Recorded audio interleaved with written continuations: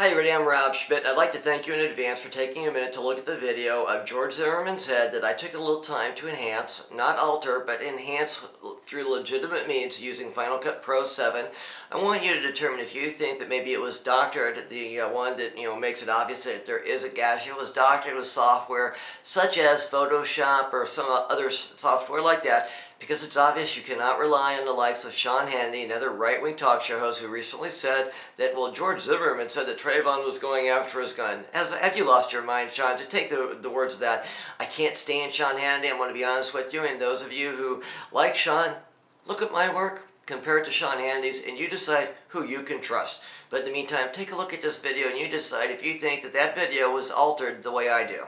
As you can clearly see, I'm using Final Cut Pro 7.0.3, which is the same editing equipment a lot of the professionals use, the same equipment a lot of the networks use, and I want you to decide for yourselves if you think that bottom picture was altered, highlighted with something like Photoshop, or if it was enhanced with the same type of software that I am about to use to enlarge it. I'm going to make sure I have the enlargement tool. I do. So here we go. Enlarging it to 100%, 200%. Do you see anything along the skull? Because I do not. I will admit there is some type of a gash there, but we'll come back to that. I'm going to enhance it again. Now, 400%. At this perspective, I'm going to have to zoom out. I personally don't think you see the same outline to the skull when I zoom in that the other picture displayed, but you will ultimately decide that, because I will zoom in one more time.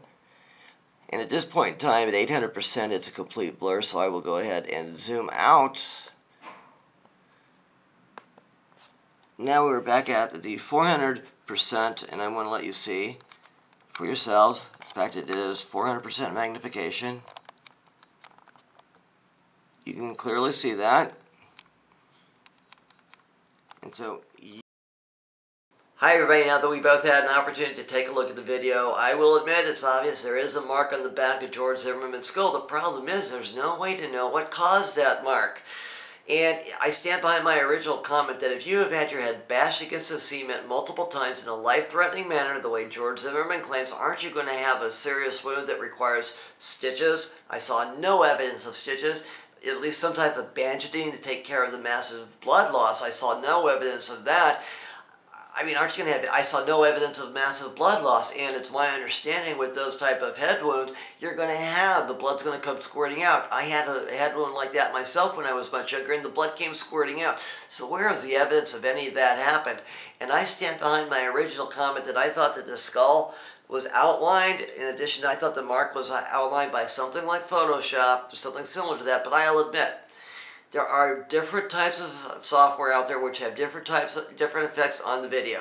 So, if you think that that video was intentionally altered to make Trayvon Martin look guilty and or intentionally make George Zimmerman look innocent, by all means, please share your thoughts with me in YouTube Message Center.